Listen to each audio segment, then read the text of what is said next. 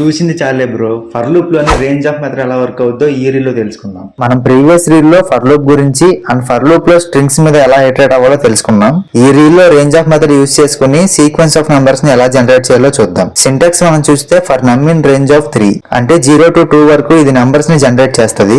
Every iteration లో print of నమ్ అనేది చేస్తున్నాం. సో అవుట్పుట్ లో 0, 1, 2 అనేవి ప్రింట్ అయిపోయాయి. ఫర్ ఎగ్జాంపుల్ మనం రేంజ్ ఆఫ్ 5 అనేది ఇస్తే 0 to 4 వరకు ప్రింట్ అవుతాయి. ఈ విధంగా రేంజ్ ఆఫ్ మెథడ్ యూజ్ అవుతుంది.